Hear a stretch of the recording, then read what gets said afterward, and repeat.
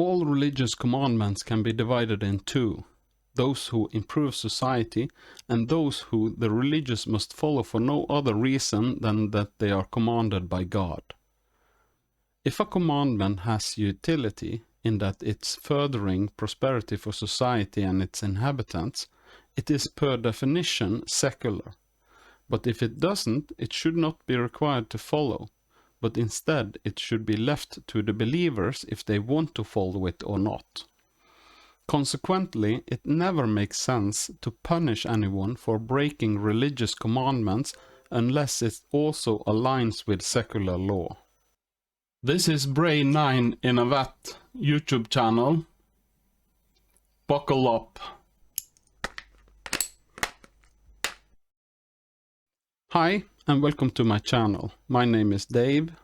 All my videos are opinionated. This one will be listed in a playlist called Building My Worldview. This is not an educational channel, and I presume the audience have at least a rudimentary understanding of the topics and concepts I discuss. Today's topic is secular humanist ethics. More precise, why secular humanist ethics makes more sense. I am for treating all people with respect and dignity, and especially the right to pursue happiness. But I will probably say and show stuff that might trigger some people. So in general, if you get easily triggered, you are not my preferred audience. I'm sorry about this, but this is how it's gonna be. What I really believe is that at some point in time, all religious commandments had a practical function at a certain time, in a certain situation, in a certain context. I am here particularly thinking about the Bible. I have not read exemplary the Quran or any other religious books from start to finish, and I'm not about to do so anytime soon either. But I have read enough to form the belief that it is simply more of the same, in a slightly different wrapping. But as I mentioned in my last video, I don't think we was ever meant to follow the commandments in the Bible at all times, in all situations, and in all contexts. The commandments that are mentioned in the books of Moses are examples of laws introduced in a specific situation when the Israeli people was in a situation of distress, on the run in the desert. Exemplary in Deuteronomy 23:13 it says, "As a part of your equipment have something to dig with, and when you relieve yourself, dig a hole and cover up your excrements." This sounds like a practical regulation when moving about in the wilderness with a large group of people, but totally ridiculous in today's day and age. You know, with indoor plumbing and all. It sounds almost like something I learned as a soldier in the Norwegian infantry. I believe the Bible and other religious texts was written by humans with differing motivations and for different purposes over a long period of time, and that much of it is lost, misunderstood, and for different reasons changed to fit new narratives. But I do think most of those who have both told, written and rewritten texts have been genuine believers and have had good intentions. As I pointed out in the last video, I think that texts have been notoriously misunderstood by fundamentalists, and that the intention of the whole book in its completeness is to transfer an idea, not specific rules. If this idea can be expressed so as to understood, and it turns out to be a good way to go about to create a society, religions would only be useful to those who don't understand this idea. Okay, that's enough about religion. Let's jump into the subject matter. I will start by telling an anecdotal story. Once I had a friend who lived in Norway for a period of time. He came originally from a bigger city in the United States, where he was a member of a minority group. I am somewhat anonymizing who he was. We talked about cultural differences when he said he found Norwegians to be gullible and naive. When I asked him why, he said, as an example that he had several times seen someone who put their bag on the street when they went into a shop. Probably for no other reason that they did not want to carry the bag around in the store. I can verify that I have both seen this and done this myself. He continued with saying, if he had seen this where he came from, he would have stolen that bag on sheer principles. Someone that stupid deserved to have their bag stolen. I pointed out that if no one steals bags like that from the street here in Norway, it is neither gullible or naive, but a practical solution. Then I asked him, why did you not steal the bag here? He answered that after he came to Norway, he had not experienced anything but respectful and decent treatment from everyone he met, very much unlike what he had experienced in the city he came from in the United States, and that he would not do anything to jeopardize that, or something that would make it feel undeserved. He mentioned that every time he went into a somewhat high-end store in the United States, the personnel would follow him around to make sure he didn't steal anything. But here, the personnel politely asked if he need help, and if he said no, they asked him to tell if he need anything, and sometimes even retreated to the back room, leaving him in the store alone. He explained that he had never experienced such treatments before. I tried to say that the same behavior that he called gullible and naive is in fact the basis for the trust-based society that he didn't want to risk feeling undeserved of. Without one couldn't have the other. To build a society based on trust, it demands that everyone, or rather a critical mass of people, takes a chance to trust. And then if, or rather when, it goes wrong, one should forgive. Well, I don't really support forgiveness in all cases. Not trust either. There must be some proportions for it. I mean, don't risk losing something that you won't forgive someone for taking. But the principle is the same. In Christianity, forgiveness is a central dogma. I see this as one of the good sides of Christianity, but I don't propose forgiveness as a dogma at all. Rather, I propose that it is rational behavior in furthering the social living space where you yourself will spend most of or all your time. Forgiveness should not be a thing taken for granted either. At some point, one must recognize that the trust have been broken, and that consequently also the trust-based society has broken down, and it needs restoring altogether. One person forgiving an atrocity will not fix that. The question is whether you want to live in a society where you must watch your back all the time. Anyway, it's not always up to one individual. No one has the luxury of choosing what society one is born and raised in. And maybe stupid is in fact the best way of describing someone leaving a bag on the street to go shopping in the city where my friend came from. Maybe also in most cities. I think nonetheless that a trust-based society is something most humans long for. But that the idea, and especially the way to go about getting there, is for many reasons counterintuitive. I think one can say that this is the natural way for humans to organize their environment. Now, as I said, this is counterintuitive. Many of you might already start to feel that this is moving in an idealistic, dogmatic, utopian bullshit direction, but I assure you, I would not propose this if I did not have rational reasoning behind it. I do not peddle dogmas, so I hope you will take the time to hear me out.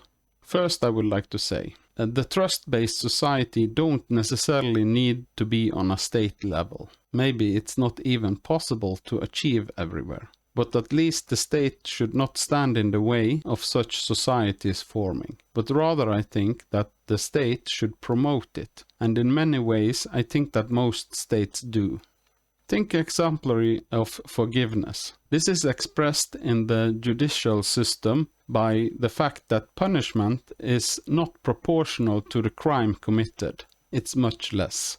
An eye for an eye, as expressed in the Bible, is not practiced and should not be practiced. But rather what happens is that even criminals that inflict serious harm get a measured time in prison and then they are let out. If society are to expect that people living there will show enthusiastic consent and live by and promote the flourishment of both society and others, it must carry with it a large carrot for doing so. This also means that in the case someone don't show enthusiastic consent to society, exemplary by antisocial or self-destructive behavior, or choosing a life of crime, the society must take some of the blame. Rationally, it doesn't make sense to expect someone to live by or promote the rules of a society that hampers their own possibility of prosperity and happiness. In such a society, order and the rule of law must be upheld by deterring punishments meant to scare people into submitting. You will never get enthusiastic consent to such a society except for by the privileged. In this case, the punishment will have to be unproportionally hard, like in the kingdoms of medieval Europe. As the wealth of the upper class went up, the punishments, even for petty crimes, became more and more gruesome. It was not enough to simply kill the criminal. A simple beheading was thought of as merciful and privileged for the nobles. An execution often entailed a dragged-out torture show on public display for hours. Societies was so skewed in favor of the privileged that they simply seemed to have given up on creating a good society. Even suicide was forbidden. There was no way out. The way the law against suicide was enforced in Denmark, Norway around the 18th century was that if a death was deemed to be suicide, all property of the deceased was expropriated to the king, instead of being inherited, even by a spouse. All of this was legitimated through the same book that Christians still read today. Just saying. When it comes to the gruesome punishments, my opinion is that you won't find a different recipe in the Quran. But how about survival of the fittest, I hear you saying. First of all, it should have been survival of the fit enough. By expressing it like fittest, it sounds like nature is moving towards some kind of perfection. I think that is demonstrably wrong. In addition to that, humans are a social species, living in cooperative groups. In nature, we barely have the capability of surviving on our own. A superfit person might survive alone for a time, but throw a couple of newborn babies into the picture and see what happens. Yes, humans are smart, but our real strength comes from cooperation in groups. So now, fit enough for humans means good enough at making and upholding good societies, doesn't it? I believe humans outcompeted the rest of nature a very long time ago. Long before organized societies, nothing could stand against a well-organized group of humans on the move. One can think of it like this. For a gazelle on the savannah, having their baby snatched by a predator is something they must expect. I am speculating here, but I think it's very long time since humans were able to make an event like this almost unthinkable. Or when it happened, it was a freak accident. Maybe we have to go back to even before Homo sapiens as a species evolved. When that happened, we in praxis stopped competing against other species. Now the competition was only against other groups of humans. We are now talking about groups competing against other groups in who has the best functioning organizational and social structure. Here it is that morality comes into play. If a group is small, it doesn't need morality, but when the groups get over a certain size, it must have an agreed upon code of conduct. The way I divide between morality and ethics is that I use the word ethics when I'm talking about concepts and principles and for behavior that is clearly promoting the welfare of others but contradicts standing moral rules, like stealing a bread to feed a starving child. And I call it morality when it is expressed as rules. That is, ideally, morality is expressed codes of conduct that is based on ethical considerations. I think the intuitive feeling that morality is objective stems from the fact that moral codes is inherited from generation to generation through the culture. So my morality is not subjective in the sense that it was me who came up with it and decided to follow it. My morality has been inherited down the line since the first humans, changing slightly for each generation due to changing environments, other external conditions, and pragmatic people for the societies my ancestors have been part of. One can say that the morality I inherited is objectively the morality of my culture, but this doesn't make the specific codes of the morality objective. You can think of it the same way as the Norwegian law is objectively the Norwegian law. One can read it in a book. But this doesn't change the fact that the Norwegian law has been decided by people through voting and is still under constant revision. This is where I believe an egalitarian group, or at least a group where there is, as I said before, a carrot for everyone, will always function better than one where the principle, the winner takes all, is in place. One could object with the response that even a tyranny is better than a state of nature, as described by exemplary Thomas Hobbes. But that is not really what is the problem. The problem is that tyranny is irrational compared to society where people are happy with their position, or ideally a society where everyone shows enthusiastic consent. From where I stand, it looks like this is true for all aspects of society, including productivity and economy. Therefore, when a society goes from a state of egalitarian towards authoritarian, it happens because of the ruling class's ambitions and not because it betters society or the group's fitness in any way, not even when it comes to economy or productivity. This is how great nations and empires fall. I snuffle at those who speculate that the Roman Empire fell due to lead poisoning in the water or the swords. It fell because there was no longer an incentive for the people to promote it. After all, property was on the hands of only a few people. One can say that it fell because the ruling classes acted against their own self-interest for a very long time. This might even be the reason why the eastern part of the Roman Empire adopted Christianity.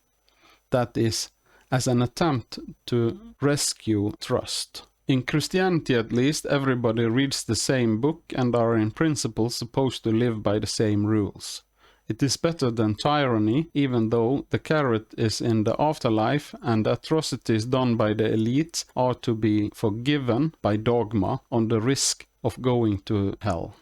My impression is that the Roman religions had become more and more elitist, especially after the fall of the Republic and the introduction of the Empire. I won't go further into political thoughts in this video, but will mention that I see a state of nature and social contract as useful hypotheticals, not as something that exists or that has existed. Just note that it is in every person in a group's interest that the others in the groups is happy, and even a few that feel that they have been unfairly treated can spark conflicts. Also, one person's unhappiness leads to the sense that whether one is happy or unhappy is up to chance. This will cause the sense that it could happen to anyone, including oneself. I will end this video by talking about related subjects that can potentially become future videos. First up is my concept of what the good is. Good without evil. Remember, I don't believe in dogmas because they lead to division. those who accept the dogma and those who don't. So I don't accept the notion about good versus evil in Christianity, and I don't agree with Plato's understanding of the idea of good. For good to be a useful concept, it must describe a phenomenon that can be observed. I don't think this is the case with evil. All behavior or behavioral patterns that is by theists described as evil can be described as part of nature. I heard many times even humanists saying things like animals in nature would not kill for fun, and this is simply not true. When a cheetah mother catches a gazelle, it will keep it alive and encourage her cubs to play with it, letting it go and catching it again over and over, in praxis torturing it, the same way that the cat will do with a mouse. They will do this even if they are not hungry. Of course, in nature this has utility. They are practicing hunting and what kind of behavior they can expect from the prey. But this doesn't change that they also like it. They do it for fun. Domesticated dogs pose a great threat to sheep, even if they are completely deterred from hunting for themselves, because they still like to chase. The sheep perceive the dog as a threat even if the dog has no bad intentions. And then you run the risk of the sheep running itself to death, falling down slopes, or ending pregnancies, while the dog is having fun chasing it. In my opinion, we can also see this when wild wolves enter a field with a lot of sheep. Often they will kill many more sheep than they can in any way benefit from, and I believe this must be explained by the fact that they are caught by the pleasure of hunting. I mean, yes, the wolf kill because it's fun, even if they have no intention of eating the prey. What good means for me is acting in a way that further the ability for others to achieve a happy life without hampering anyone else's chances, including themselves. This is in line with the way the pre-Socratic Greeks used the word good. Here, good has the same meaning as being good at sports. Only when used on its own, it refers to being good at life. Being good at life entails, in this context, being good at promoting the growth and prosperity of the community one lives in. Thus, the opposite to good is in this case not good, meaning not acting in a way that furthers other people's possibility to happiness. And thus not good is in harmony with nature even if one acts actively to hamper others' possibilities, as that way of acting can be seen as part of the competition. Here I mean either one see the other people's happiness as a good thing, or one see others as merely competitors for resources that one wants for oneself. Amongst animals that live in social groups, we can observe types of behavior described as tit for tat, meaning the animals will help others if they get help back in a type of reciprocity loop. You scratch my back, I scratch somebody else's back, and they scratch your back. As long as everybody's back is scratched from time to time, everybody's happy. I don't regard animals that work for others as part of a reciprocity loop, like exemplary worker ants or bees. The worker ant do what they do not as a choice, but as a function of what they are. They are worker ants, so they work. Humans have the chance to function at a higher level of social cooperation than tit for tat, namely in what I have mentioned before, a trust-based society. I like to call this a good society. I think almost all humans long for such a society, but how to create it and maintain it is counterintuitive and depends on that the members simultaneously take a leap of trust. A human society on the tit-for-tat level will, in my opinion, be seen by most humans as dysfunctional. Such a society is what is associated with broken neighborhoods or criminal gangs and so on. all societies that function on a higher level than tit for tat is good, on a scale. This counts for most human societies in the world. Next up is schema theory. I believe in the notion that humans organize knowledge in schemata. From early childhood, the first schema a child form is the schema that describes what automatically solves all the problems and inconveniences, like poop in the diaper, hunger, cold, and so on. This is often called mom, for obvious reasons. Note that I'm using mom here because it's the most common, but the name for this will be any name that the primary caretaker call itself. The second schema the child form is the self or the self object. When the child is a baby, the mom solves all problems, but as the child grows, mom will start to demand that the child do more and more of the caring for itself. For the child, this is basically having privileges removed. This is how the child discovered that it has a will of its own. Over time, the mom schema will turn more and more into a realistic picture of who that person is, and it's split up into diverse other persons and things. I wonder if we or some keep that schema of the caretaker that automatically fulfill all our needs, but start to call it something else. The important here is that the child use the self schema as a template for when it meet other children.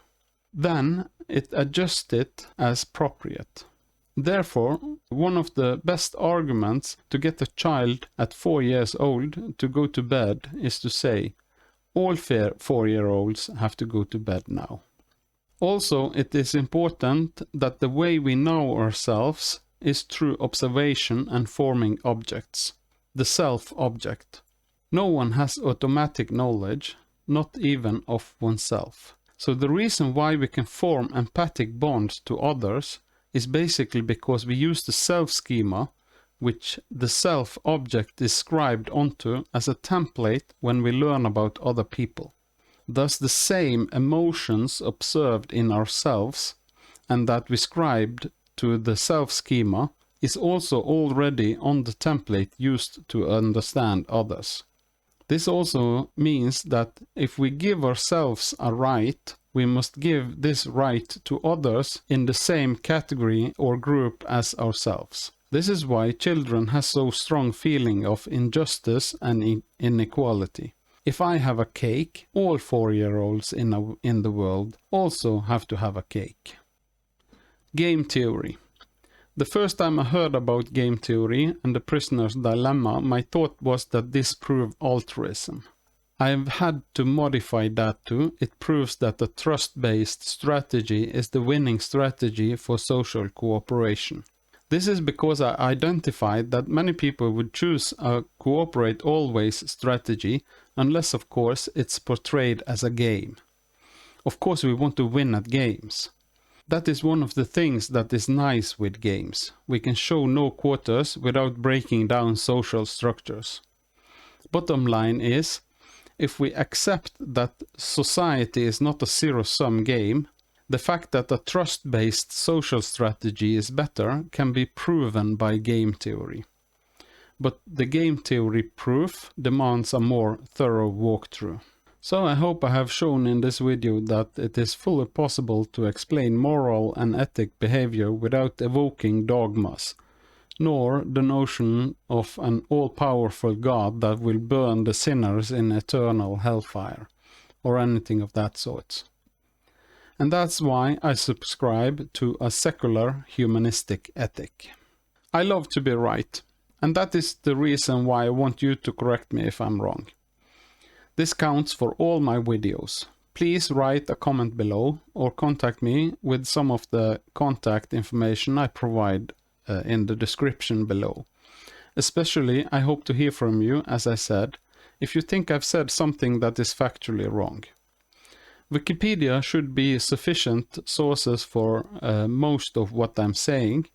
If you struggle to find sources for anything I'm saying, please notify me in the commentary section and I will get straight to work providing it.